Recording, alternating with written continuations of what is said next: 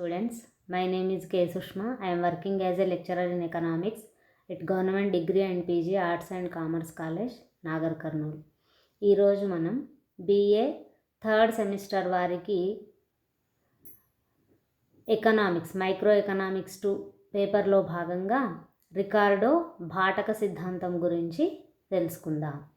ఈ రికార్డో భాటక సిద్ధాంతం తెలుసుకునే ముందు భాటకం అంటే ఏమిటో చూద్దాం. దీన్నే మనం ఇంగ్లీష్లో రెంట్ అని పిలుస్తున్నాం. అయితే రెంట్ అంటే ఏమిటి? మనము ఒక ఇంటికి కానీ లేదా ఒక యంత్రానికి కానీ చెల్లించే అద్దెని, అంటే మామూలు పరిభాషలో రెంట్ అంటే అద్దె అని అర్థం. ఆ అద్దె దేనికి చెల్లిస్తున్నాం? ఒక ఇంటికి కానీ, అంటే అద్దె ఇంటికి కానీ అద్దె చెల్లిస్తాం. అలాగే యంత్రాన్ని అద్దెకి తీసుకున్నప్పుడు అద్దె చెల్లించడం జరుగుతుంది. కానీ ఆర్థిక పరిభాషలో చెప్పాలంటే ఏంటి? రెంట్ అంటే ఏంటి? ఏదైనా ఒక ఉత్పత్తి కారకానికి, అంటే భూమి అనే ఉత్పత్తి కారకానికి చెల్లించే ప్రతిఫలమే రెంట్, అద్దె అంటున్నాం. మామూలు పరిభాషలో అద్దె అంటే మనం ఒక ఇంట్లో నివసిస్తున్నప్పుడు దానికి చెల్లించేది అద్దె, ఒక యంత్రాన్ని వాడుకుంటున్నప్పుడు దానికి చెల్లించేది అద్దె అని అర్థము. ఆ యజమానికి మనం అద్దెను చెల్లిస్తున్నాం, అంటే ఆ వస్తువులను మనం వాడుకున్నందుకు వాటికి చెల్లించేది అద్దె. కానీ ఆర్థిక పరిభాషలో చెప్పాలంటే రెంట్ అంటే ఏంటి? ఏదైతే మనకు ప్రకృతి పరంగా లభించిన భూమి ఉంటుందో ఆ భూమి అనే ఉత్పత్తి కారకాన్ని వాడుకున్నందుకు ప్రతిఫలంగా చెల్లించేదే అద్దె అని అర్థము, అంటే భాటకము అని అర్థము. దీనినే మనం అద్దె అని కూడా పిలుస్తున్నాం. అంటే భాటకము అంటే ప్రకృతి పరంగా వచ్చే భూమికి ప్రతిఫలంగా చెల్లించేదే భాటకము అని అర్థము. ఇది ఆర్థిక పరిభాషలో తీసుకున్నట్లయితే భూమికి చెల్లించే, భూమి అనే ఉత్పత్తి కారకానికి చెల్లించే ప్రతిఫలమే భాటకము. ఇప్పుడు భాటకాన్ని రికార్డో ఏ విధంగా తెలియజేశాడో చూద్దాం. అయితే economic rent may be defined any payment of unit of production which is excess of the minimum amount necessary to keep that factor in its present occupation. అంటే మనం దానిని ఉపయోగించుకున్నందుకు, భూమిని మనం ఉపయోగించుకున్నందుకు భూ యజమానికి చెల్లించే ప్రతిఫలమే భాటకం. అంటే ఆ పేమెంట్ ఎలా ఉండొచ్చు? ఓనర్ అంటే ఆ పేమెంట్ కేవలం భూమికి మాత్రమే చెల్లిస్తేనే భాటకం అనేది రికార్డో యొక్క అభిప్రాయము. అయితే ఆధునిక ఆర్థికవేత్తల ప్రకారం ఏమిటి? కేవలం భూమికి చెల్లించేది మాత్రమే భాటకం కాదు. దేనిని భాటకం అంటున్నా? వీరి ప్రకారం, అంటే ఆధునిక ఆర్థికవేత్తల ప్రకారం ఏదైతే మానవ నిర్మితాలైన యంత్రాలు, యంత్ర పరికరాలు, వస్తువులు ఉంటాయో వాటికి చెల్లించేది భాటకం. కానీ సాంప్రదాయ ఆర్థికవేత్త అయిన రికార్డో ప్రకారం మాత్రం మనకు ప్రకృతి పరంగా లభించిన భూమిని వాడుకున్నందుకు గాను భూ యజమానికి చెల్లించే ప్రతిఫలమే భాటకం అనేది రికార్డో యొక్క అభిప్రాయం. Economic rent is surplus or excess over the transfer earnings. అంటే ఇది ఆర్జించని మిగులుగా రికార్డో యొక్క అభిప్రాయము. ఇప్పుడు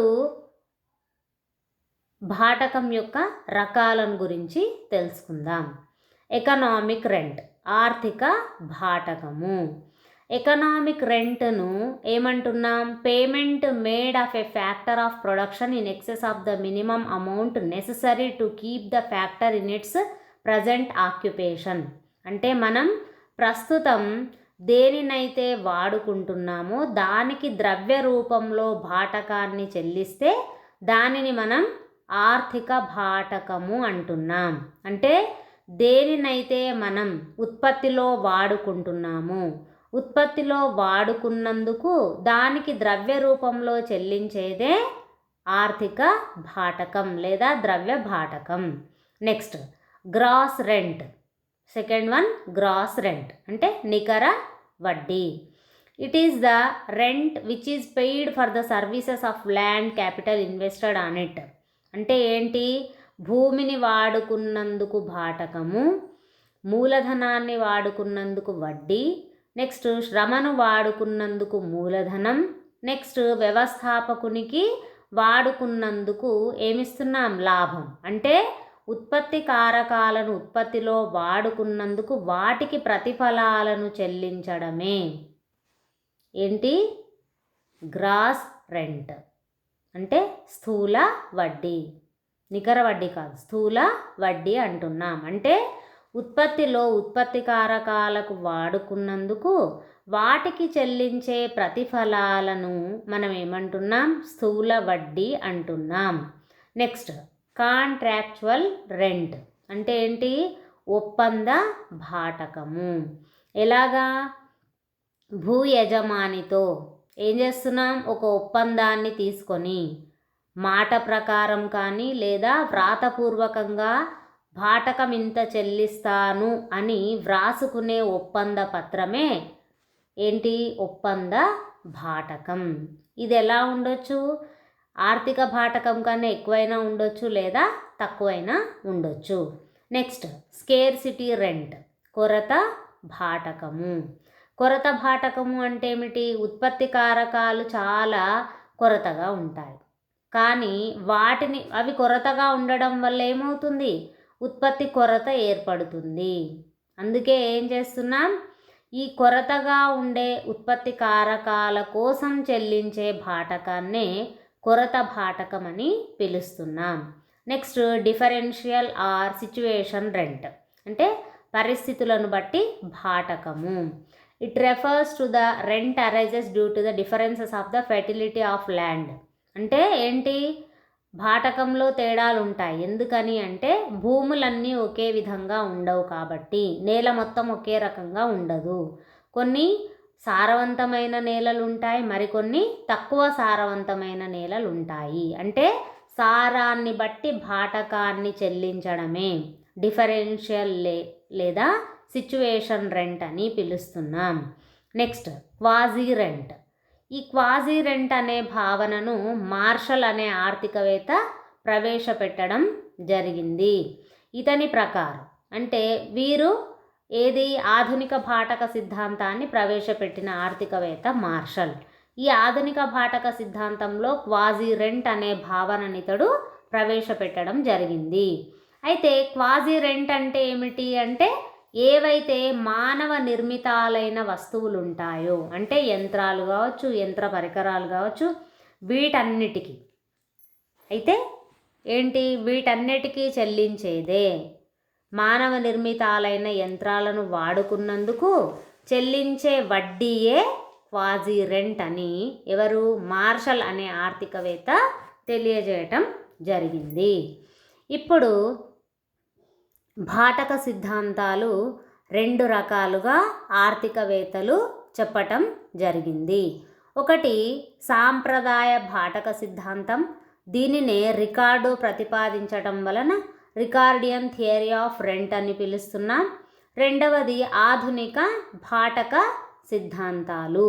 దీనిని మార్షల్ అనే ఆర్థికవేత్త ప్రతిపాదించడం జరిగింది. సాంప్రదాయ భాటక సిద్ధాంతాన్నేమో రికార్డో ప్రతిపాదించడం జరిగింది, డేవిడ్ రికార్డో. ఆధునిక భాటక సిద్ధాంతాన్నేమో మార్షల్ ప్రతిపాదించడం జరిగింది. అంటే భాటక సిద్ధాంతాలు రెండు రకాలుగా ఆర్థికవేత్తలు సూచించటం జరిగింది. ఒకటేమో సాంప్రదాయ భాటక సిద్ధాంతం, రెండవదేమో ఆధునిక భాటక సిద్ధాంతం. సాంప్రదాయ భాటక సిద్ధాంతాన్ని డేవిడ్ రికార్డో ప్రతిపాదించగా ఆధునిక భాటక సిద్ధాంతాన్ని మార్షల్ ప్రతిపాదించటం జరిగింది. ఇప్పుడు మనం రికార్డియన్ థియరీ ఆఫ్ రెంట్, సాంప్రదాయ భాటక సిద్ధాంతాన్ని లేదా రికార్డో భాటక సిద్ధాంతాన్ని గురించి తెలుసుకుందాం. డేవిడ్ రికార్డో ఇతడు రచించిన గ్రంథం ఏంటి అంటే principles of political economy and taxation. ఏ గ్రంథం రాశాడు? జాగ్రత్త గుర్తుపెట్టుకోవాలి. Principles of political economy and taxation అనే గ్రంథంలో రికార్డో తన సాంప్రదాయ భాటక సిద్ధాంతాన్ని ప్రతిపాదించటం జరిగింది. అయితే రికార్డో ప్రకారం economic rent is the price paid for the use of services of land. ఇతడి ఉద్దేశంలో భూమి యొక్క సేవలను వాడుకున్నందుకు గాను మనము చెల్లించే ప్రతిఫలమే భాటకము. అయితే ఇతడు బ్రిటిష్ ఆర్థికవేత్త. ఇతడు ఏం చెప్పాడు? రెంట్ అంటే కేవలం భూమికి మాత్రమే చెల్లించేది, అంటే భూమిని వాడుకున్నందుకు భూ యజమానికి మనం చెల్లించేదే భాటకము అని చెప్పాడు. అయితే రెంట్ అనేది ఎలా ఉంటుంది? భాటకం అనేది వివిధ నేలలకు వివిధ రకాలుగా ఉంటుంది. ఎందుకని అంటే అన్ని నేలలు కూడా, అన్ని భూములు కూడా ఒకే సారవంతమైనవి ఉండవు అనేది ఎవరి అభిప్రాయం? డేవిడ్ రికార్డో అనే ఆర్థికవేత్త యొక్క అభిప్రాయం. ఈ సాంప్రదాయ భాటక సిద్ధాంతాన్ని డేవిడ్ రికార్డో ప్రతిపాదించటం జరిగింది. ఇతడు రాసిన గ్రంథం principles of political economy and taxation అనే గ్రంథాన్ని ఇతడు రచించడం జరిగింది. ఈ గ్రంథంలోనే రికార్డో తన భాటక సిద్ధాంతాన్ని వివరించడం జరిగింది. ఇతడి ప్రకారం భాటకం అంటే ఏంటి? భూమిని, అంటే భూమి యొక్క సేవలను వాడుకున్నందుకు గాను మనం భూ యజమానికి చెల్లించే ప్రతిఫలమే భాటకము. ఇతని ఉద్దేశంలో, రికార్డో ఉద్దేశంలో ఏంటి అంటే భూమి మీద ఉన్న అనశ్వర వస్తువులను ఉపయోగించుకున్నందుకు గాను భూ యజమానికి చెల్లించే ప్రతిఫలం భాటకమని అర్థము. ఇప్పుడు ఈ సిద్ధాంతం యొక్క ప్రమేయాలను చూద్దాం. Assumptions of Ricardian theory of rent. The supply of land is fixed. భూమి యొక్క సప్లై స్థిరంగా ఉంటుంది. ఎందుకని? అది ఎవరి గిఫ్ట్?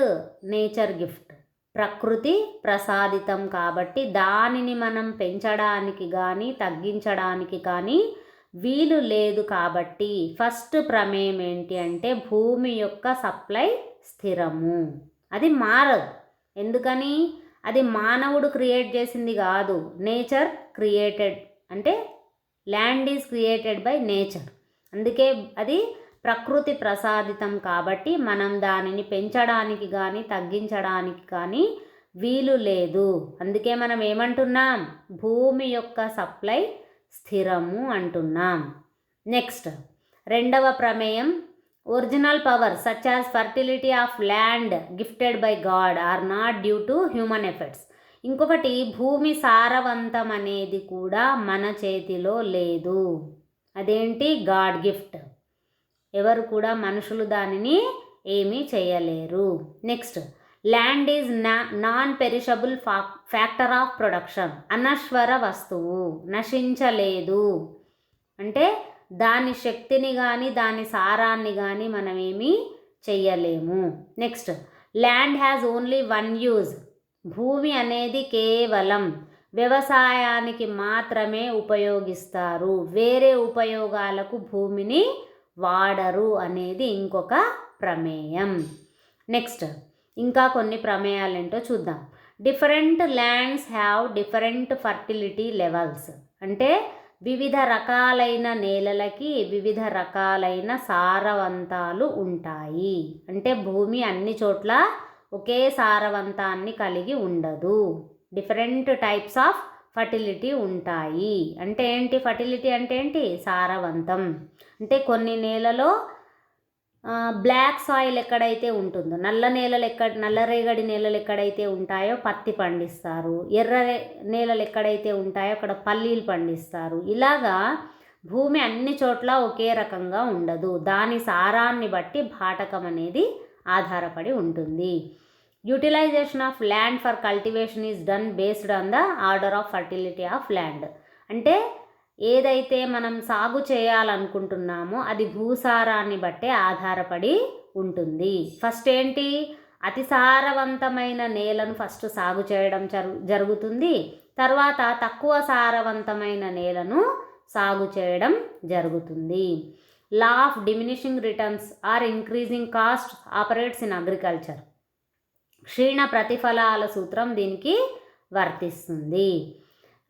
నెక్స్ట్, పర్ఫెక్ట్ కాంపిటీషన్ ఉంటుంది. అంటే సంపూర్ణ పోటీ ఉంటుంది. నెక్స్ట్, ఈ సిద్ధాంతము దీర్ఘకాలానికి సంబంధించినది, నాట్ స్వల్పకాలం.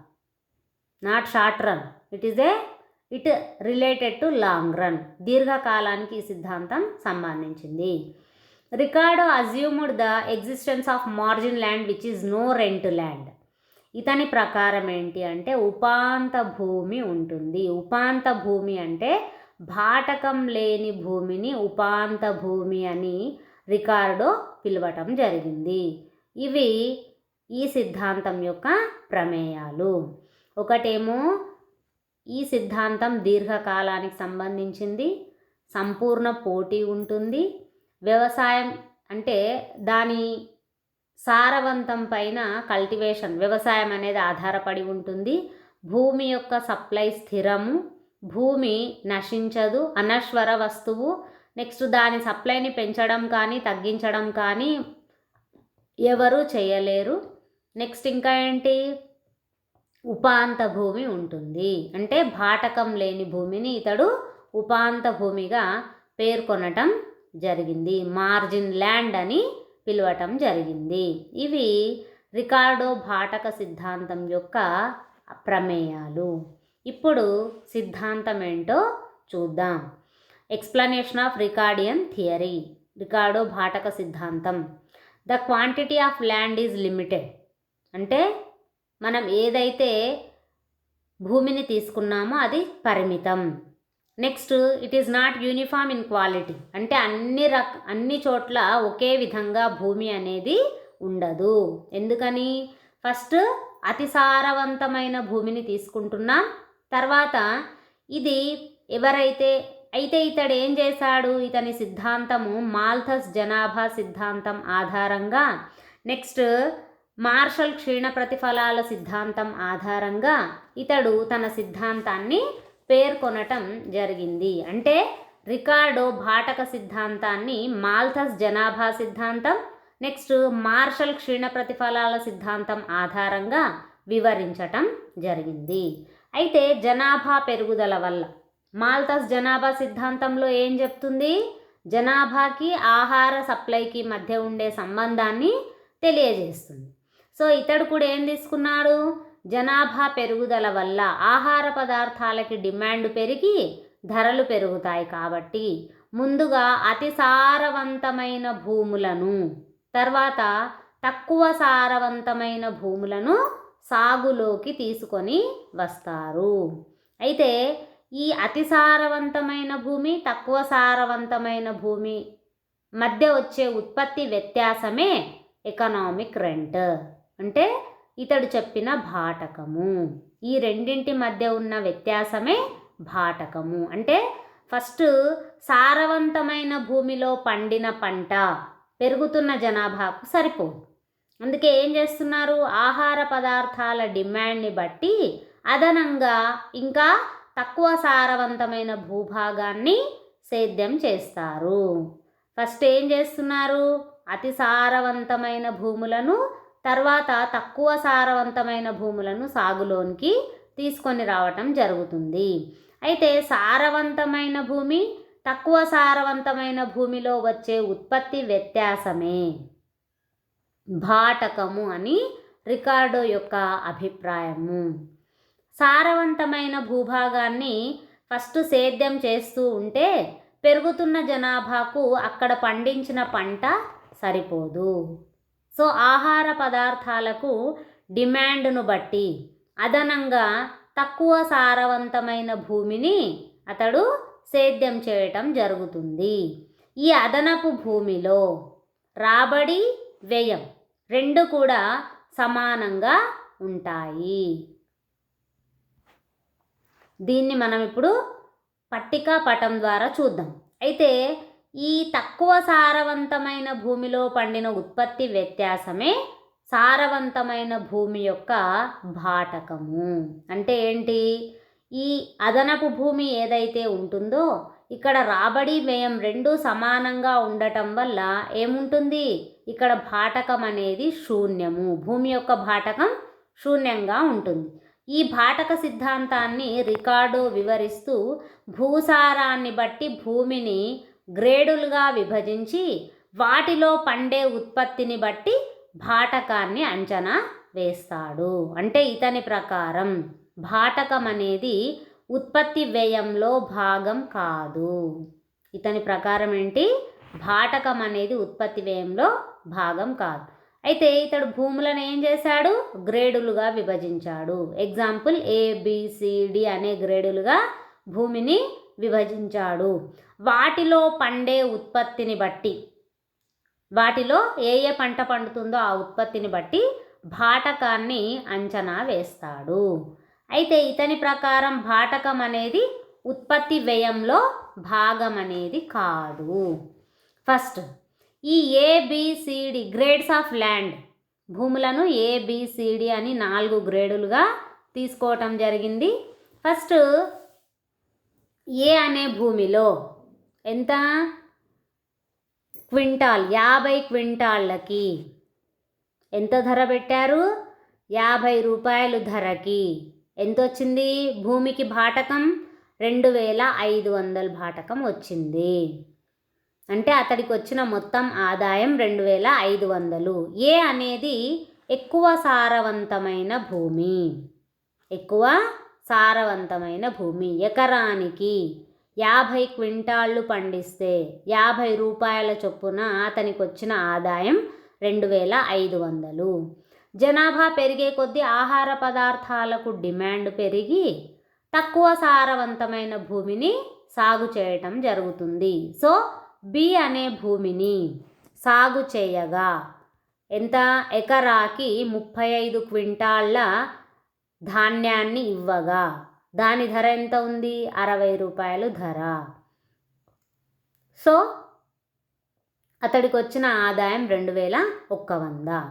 నెక్స్ట్, సి అనే, ఇంకా జనాభా పెరిగే కొద్దీ ఏమవుతుంది? ఆహార పదార్థాలకి డిమాండ్ ఇంకా పెరుగుతుంది.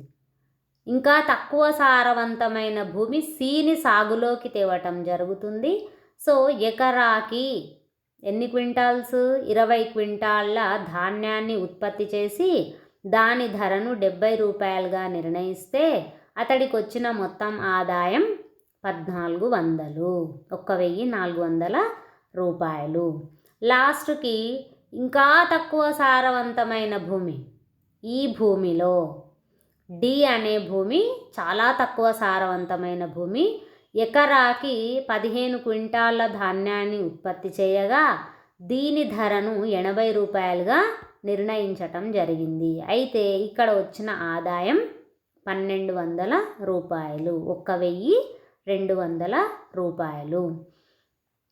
ఇక్కడ ABCD అనే 4 గ్రేడులుగా విభజించి 4 భూములను తీసుకోవటం జరిగింది. ఏ అనేదేమో ఎక్కువ సారవంతమైన భూమిగా చెప్పవచ్చు, బి అనేదేమో ఏ కన్నా తక్కువ సారవంతమైన భూమి, సి అనేది బి కన్నా ఇంకా తక్కువ సారవంతమైన భూమి, డి అనేది ఉపాంత భూమి. ఉపాంత భూమి అంటే ఏమిటి? దీనికి ఎలాంటి భాటకం రాదు. ఇక్కడికి వచ్చేసరికి రాబడి మరియు వ్యయం రెండు, అంటే ఎంత పెట్టుబడి పెట్టారో ఎంత వ్యయమైందో రెండు కూడా సమానంగా ఉండటం వల్ల ఈ భూమికి భాటకం అనేది రాదు. కాబట్టి డి భూమిని ఉపాంత భూమిగా పిలుస్తున్నాము. చూడండి, ఏ అనే భూమి యొక్క భాటకాన్ని చూసినట్లయితే దానిని దేంతో? డి వచ్చిన భాటకంతో ఈ 35 + 15 అంటే బి భాటకం, నెక్స్ట్ లాస్ట్కి డి యొక్క ధాన్యాన్ని రెండింటినీ కలిపితే 50 అనేది వచ్చింది. అంటే ఏ అనే భూమికి ఎంత వచ్చిన లాభం? ఎంత? 35.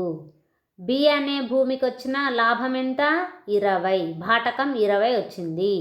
సి అనే భాటకాన్ని అంటే డి గ్రేడ్ భూమితో పోల్చుకుంటే ఏ గ్రేడ్ భూమికి వచ్చిన భాటకమేమో 35, బి గ్రేడ్ భూమికి వచ్చిన భాటకమేమో 20, సి గ్రేడ్ భూమికి వచ్చిన భాటకమేమో 5.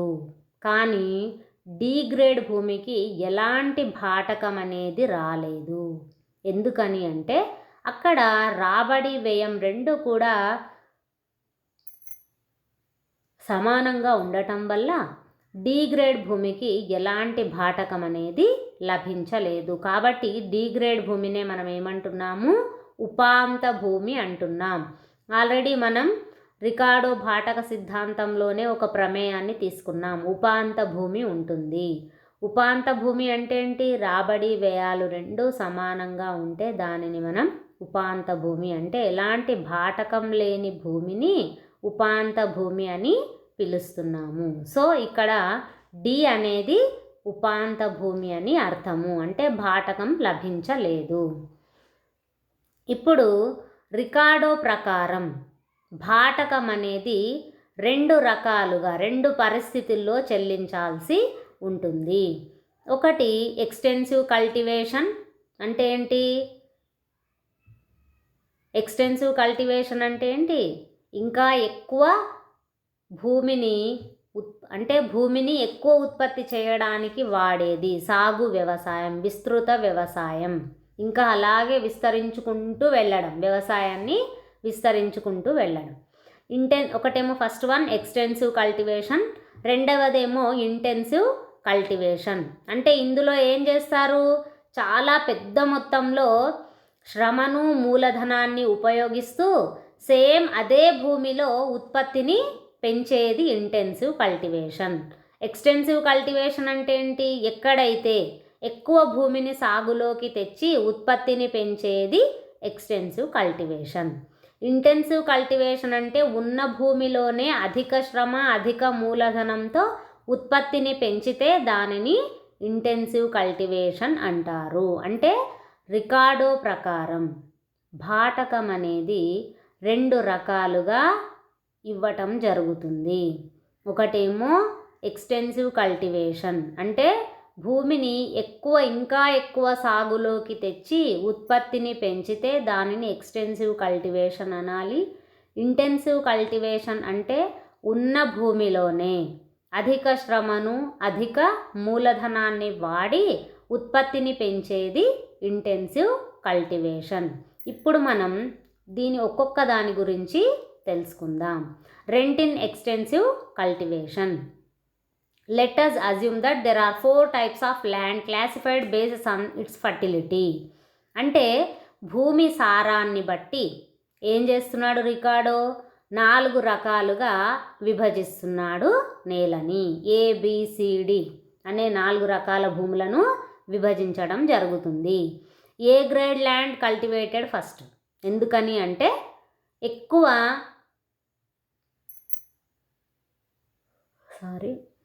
ఎక్కువ సారవంతమైన భూమి కాబట్టి ఏ గ్రేడ్ భూమిని ముందు సాగులోకి తేవటం జరుగుతుంది. అయితే ఇందులో 60 క్వింటాళ్ళ ధాన్యాన్ని ఎకరానికి పండించడం జరుగుతుంది. ఎంత? ఒక particular amount of labour and క్యాపిటల్ని తీసుకొని, అంటే కొంతమంది శ్రమను, కొంతమంది శ్రామికులను, కొంత మూలధనాన్ని తీసుకొని ఏ గ్రేడ్ భూమిని మొదట సాగు చేయటం జరుగుతుంది. నెక్స్ట్ తర్వాత ఆహార పదార్థాలకి జనాభా పెరిగి డిమాండ్ పెరగటం వల్ల నెక్స్ట్ బి గ్రేడ్ భూమిని సాగులోకి తేవటం జరుగుతుంది. సేమ్ అంతే శ్రమని, అంటే అంతే శ్రామికులను, అంతే మూలధనాన్ని తీసుకొని 50 క్వింటాళ్ళ ధాన్యాన్ని, ఎకరానికి 50 క్వింటాళ్ళ ధాన్యాన్ని ఉత్పత్తి చేయడం జరుగుతుంది. ఏ గ్రేడ్ భూమిలోనేమో ఎకరానికి 60 క్వింటాళ్ళ ధాన్యాన్ని ఉత్పత్తి చేస్తే తక్కువ సారవంతమైన బి గ్రేడ్ భూమిలో 50 క్వింటాళ్ళ ధాన్యాన్ని సాగు చేయటం జరుగుతుంది. నెక్స్ట్ ఏ గ్రేడ్ భూమి యొక్క మిగులు చూసినట్లయితే 60లో నుండి 50 పోతే 10 క్వింటాళ్ళు. సో ఇదెంత? ఏ గ్రేడ్ భూమి యొక్క భాటకం అని అర్థం. భాటకాన్ని ఎట్లా తీసుకున్నారు? ఎక్కువ సారవంతమైన భూమిలో నుండి తక్కువ సారవంతమైన భూమి యొక్క ఉత్పత్తిని తీసేస్తే ఆ రెండింటి వ్యత్యాసమే మిగులు వచ్చేది భాటకము అని అర్థము. Same way when B grade of land is exhausted then C grade of land will be cultivated. Same B grade భూమి సాగు అయిపోయినాక జనాభా పెరిగే కొద్దీ, ఆహార ధాన్యాలకు డిమాండ్ పెరిగే కొద్దీ నెక్స్ట్ సి గ్రేడ్ భూమిని సాగులోకి తేవటం జరుగుతుంది. ఈ సి గ్రేడ్ భూమి ఏమైంది? ఏ గ్రేడ్ బి గ్రేడ్ కన్నా ఇంకా తక్కువ సారవంతమైనది. దీనిని మనం పట్టిక రూపంలో ఒకసారి చూద్దాం. అంటే ఎక్స్టెన్సివ్ కల్టివేషన్లో భాగంగా ఇంతకుముందు మనం తీసుకున్న ఎగ్జాంపుల్నే భూములను వాటి సారాన్ని బట్టి 4 గ్రేడులుగా రికార్డో విభజించటం జరిగింది. Example ABCD.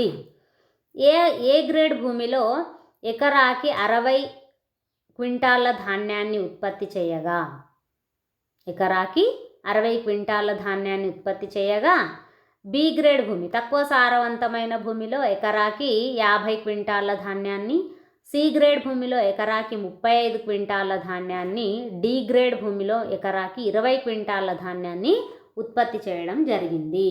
అయితే వీటి భాటకం తెలియాలంటే ఇతర భూమి యొక్క భాటకాన్ని అంటే ఆ వ్యత్యాసాన్ని దీనిలో నుంచి తీసేయాలి. సో డి అనేది ఎలాంటి భాటకం రాని భూమి కాబట్టి అది ఉత్పత్తి చేసిన 20 క్వింటాళ్ళ ధాన్యాన్ని 60లో నుండి 20 తీసేస్తే 40 అనేది ఏ గ్రేడ్ భూమికి వచ్చిన భాటకము. అంటే అతి సారవంతం లేని భూమి, ఈ రెండింటి వ్యత్యాసమే ఏ గ్రేడ్ భూమికి వచ్చిన భాటకము 40. నెక్స్ట్ బి గ్రేడ్ భూమిని తీసుకున్నట్లయితే 50లో నుంచి 20 పోతే 30 అనేది బి గ్రేడ్ భూమి యొక్క భాటకము. నెక్స్ట్ 35 అనేది సి గ్రేడ్ భూమి యొక్క ఉత్పత్తి, దానిలో నుంచి 20 తీసేస్తే వచ్చేది 15 అనేది సి గ్రేడ్ భూమి యొక్క భాటకము. డి గ్రేడ్ భూమిని చూసినట్లయితే 20లో నుండి 20 పోతే అక్కడ శూన్యము. అంటే ఇక్కడ శూన్యంగా ఉండేది, భాటకం శూన్యంగా ఉండే భూమినే మనం ఉపాంత భూమి అని పిలుస్తున్నాం, మార్జినల్ ల్యాండ్ అని పిలుస్తున్నాం. ఇందులో రాబడి వ్యయం రెండూ సమానంగా ఉంటాయి కాబట్టి భాటకం అనేది మిగలదు. కాబట్టి దీనిని మనం ఉపాంత భూమిగా పిలవటం జరుగుతుంది. దీనిని ఇప్పుడు మనం పటం ద్వారా చూద్దాం. అయితే ఓఎక్స్ పైనేమో భూమి రకాలను తీసుకున్నాం, ఓవై పైనేమో క్వింటాలుకి ఎంత ఉత్పత్తి జరిగిందో తీసుకుంటున్నాం. నెక్స్ట్ ఏ గ్రేడ్ భూమిని చూసినట్లయితే ఇక్కడ పట్టికలో చూసింది అక్కడ ఒక్కొక్కటి పటంలో చూపించటం జరుగుతుంది. చూడండి, rent on A grade land 60 - 20 = 40. ఇది ఎక్కువ సారవంతమైనది కాబట్టి చూడండి ఆ 3 అంటే 40 వరకు అంటే ఎంత ఏ గ్రేడ్ భూమికి ఎక్కువ భాటకం లభించింది. ఎందుకని అంటే ఇది సారవంతమైన భూమి కాబట్టి. నెక్స్ట్ బి గ్రేడ్ భూమిని చూసినట్లయితే ఏ గ్రేడ్ భూమి కన్నా బి గ్రేడ్ భూమి యొక్క భాటకం తక్కువగా ఉంది. సి గ్రేడ్ భూమిని చూసినట్లయితే ఈ రెండింటిని పోల్చుకుంటే బి రెండు భూములను పోల్చుకుంటే సి గ్రేడ్ భూమి యొక్క భాటకం ఇంకా తక్కువగా ఉంది. నెక్స్ట్ ఈ మూడింటిని పోల్చుకుంటే ఏబిసి అనే 3 భూములను పోల్చుకుంటే డి అనే భూమికి అసలు భాటకమే లేదు.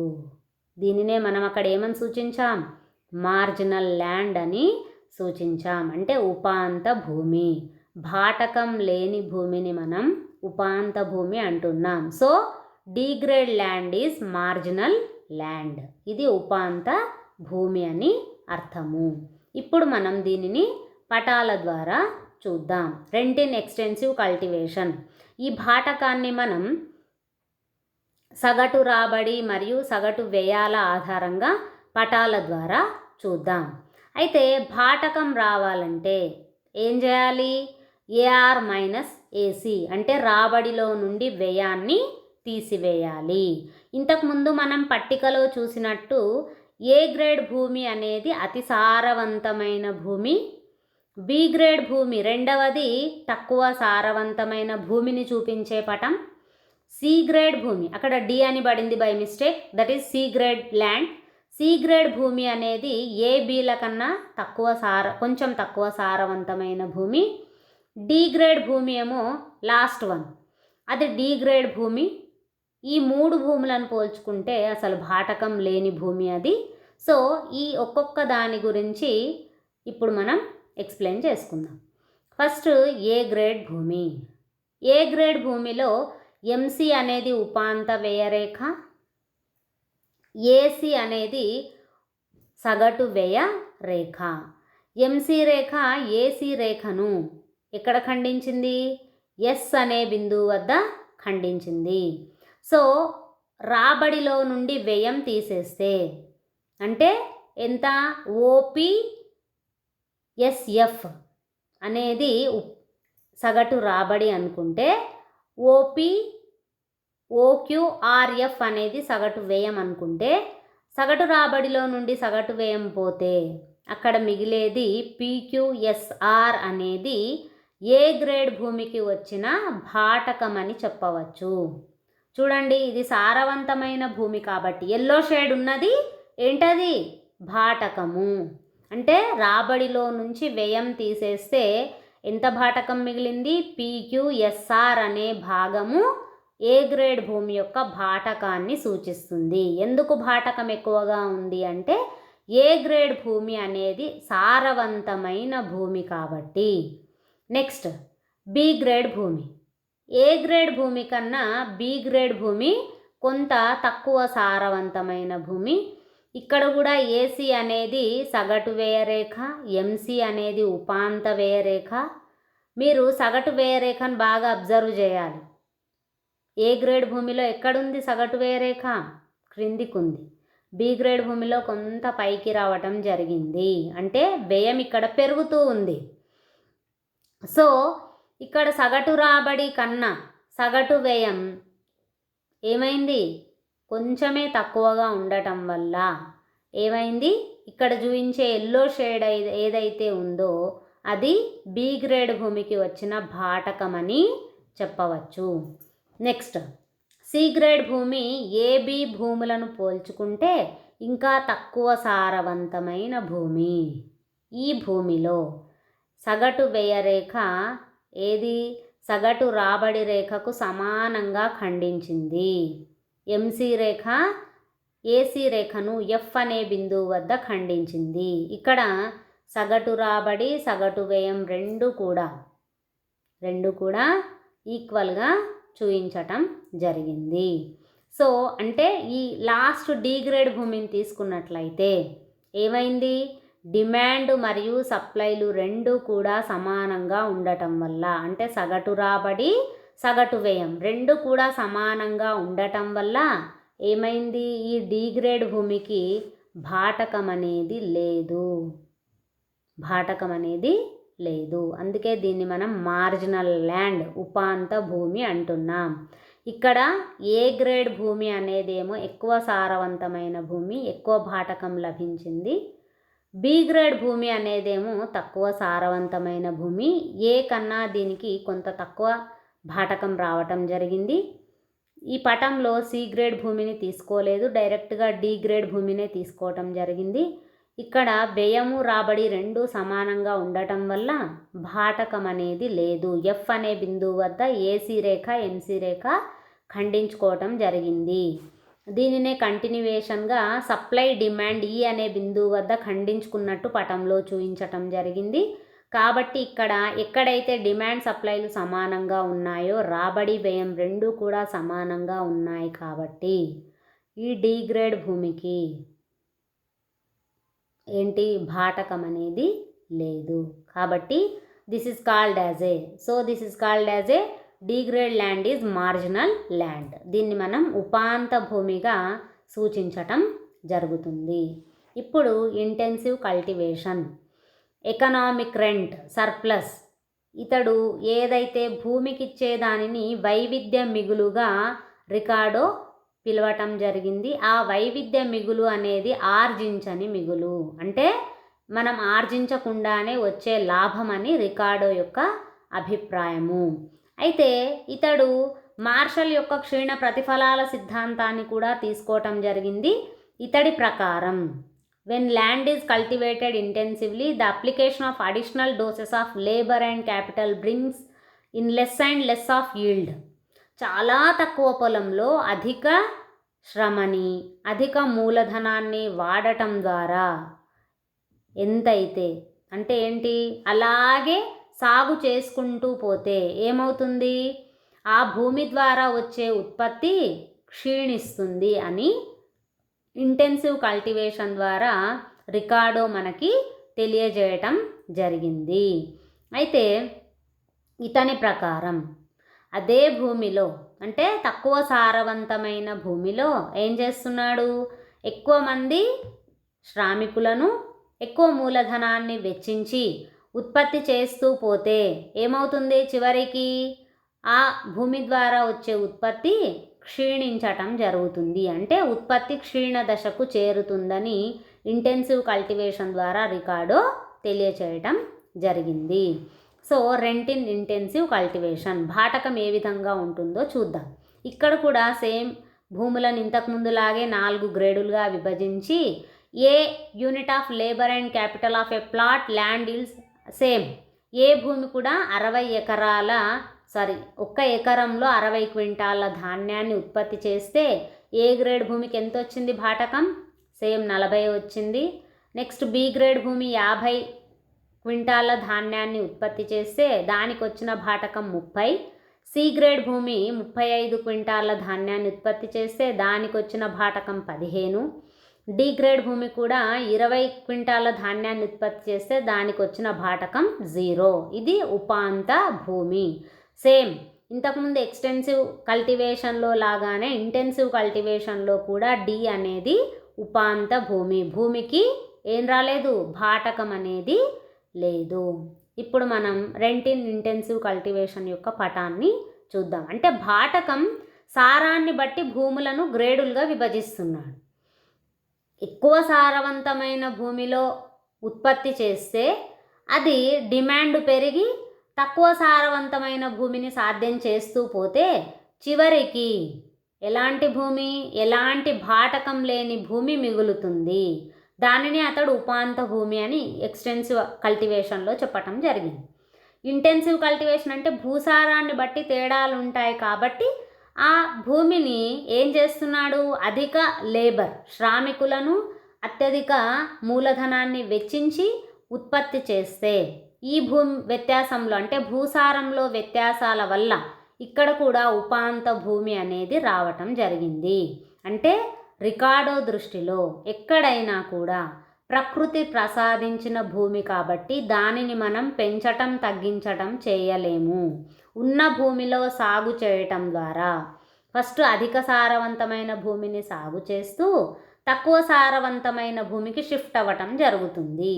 దీనివల్ల అంటే భూసారంలో తేడాల వల్ల వైవిధ్యం వల్ల మిగులు అనేది ఏర్పడుతుంది. దీనినే అతడు ఏమన్నాడు, వైవిధ్యపు మిగులు అని రికార్డో పేర్కొనటం జరిగింది. ఈ ఇంటెన్సివ్ కల్టివేషన్లో ఈ సాగులో ఏ గ్రేడ్ భూమి యొక్క భాటకం ఎక్కువగా ఉంది, ఎందుకని అంటే ఇది ఎక్కువ సారవంతమైన భూమి. బి గ్రేడ్ భూమికి ఏ గ్రేడ్ భూమి కన్నా తక్కువ భాటకం రావటం జరిగింది. సి గ్రేడ్ భూమికి కూడా తక్కువ భాటకం రావటం జరిగింది. డి గ్రేడ్ భూమికి అసలు భాటకమే లేదు, ఇదే ఉపాంత భూమి. ఇప్పుడు మనం రికార్డో సిద్ధాంతం యొక్క విమర్శను తెలుసుకుందాం. ఏ సిద్ధాంతానికైనా విమర్శలు తప్పవు. అలాగే రికార్డో భాటక సిద్ధాంతాన్ని కూడా కొంతమంది ఆర్థికవేత్తలు విమర్శించటం జరిగింది. ఫస్ట్ విమర్శ ఏంటంటే no original and indestructible power. అంటే ఏంటి, ఏది నిజమైన శక్తులు అనేవి ఉండవు. Wrong assumption of no rent land, ఒకటి తప్పుడు ప్రమేయాన్ని ఇతడు తీసుకోవటం జరిగింది. ఏంటి నో రెంట్ ల్యాండ్, అసలు భాటకం లేని భూములంటూ ఉండవు.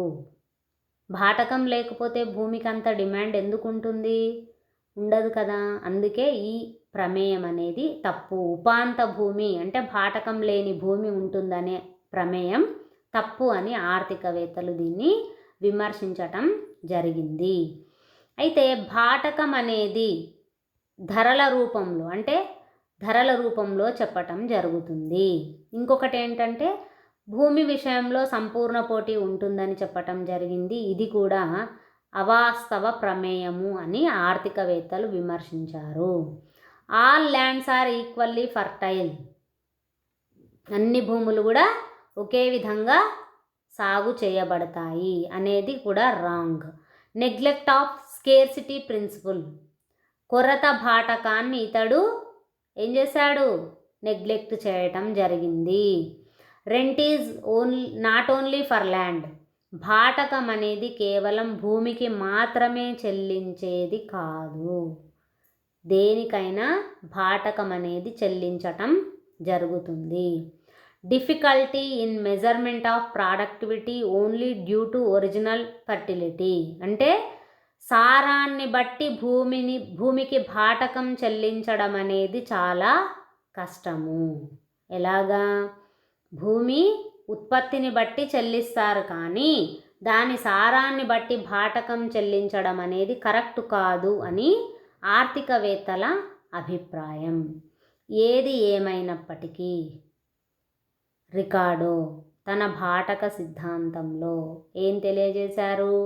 ఇతడి ఉద్దేశంలో కంపల్సరీగా భాటకం అంటే భూమిని వాడుకున్నందుకు గాను, అంటే భూమిపై ఉండే అనశ్వర శక్తులను వాడుకున్నందుకు గాను భూ యజమానికి చెల్లించే ప్రతిఫలమే భాటకము. ఈ భాటకం అనేది రికార్డో దృష్టిలో భూసారాన్ని బట్టి తేడాలుంటాయి. ఇతడు భాటకాన్ని ఆర్జించని మిగులుగా, వైవిధ్య మిగులుగా పేర్కొనడం జరిగింది. ఇతడు రాసిన గ్రంథం ఏమిటి? ఏంటి గ్రంథం? Principles of political economy and taxation అనే గ్రంథంలో రికార్డో తన భాటక సిద్ధాంతాన్ని వివరించటం జరిగింది.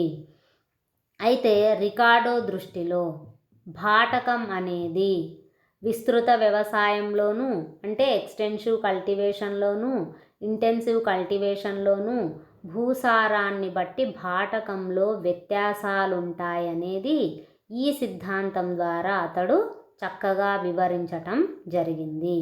అయితే స్టూడెంట్స్, మీకు కంపల్సరీగా లాంగ్ క్వశ్చన్కి ఈ భాటక సిద్ధాంతం అడుగుతారు. సాంప్రదాయ భాటక సిద్ధాంతాన్ని వివరించండి అనే క్వశ్చన్ కంపల్సరీగా వస్తుంది. ఇంతకుముందు క్లాస్లో చెప్పిన ఉపాంత ఉత్పాదకత పంపిణీ సిద్ధాంతం or classical theory of rent, ఈ రెండిట్లో ఏదైనా ఒకటి అడుగుతారు. Marginal productivity theory of distribution, ఉపాంత ఉత్పాదకత పంపిణీ సిద్ధాంతం, లేదా సాంప్రదాయ భాటక సిద్ధాంతం, లేదా రికార్డో భాటక సిద్ధాంతాన్ని వివరించండి అనే క్వశ్చన్ ఏది లాంగ్ క్వశ్చన్ కంపల్సరీగా అడుగుతాడు. అందుకే కొద్దిగా బాగా అర్థం చేసుకొని ఈజీగా నేర్చుకోవాల్సి ఉంటుంది. ఓకేనా? Okay, thank you from department of economics.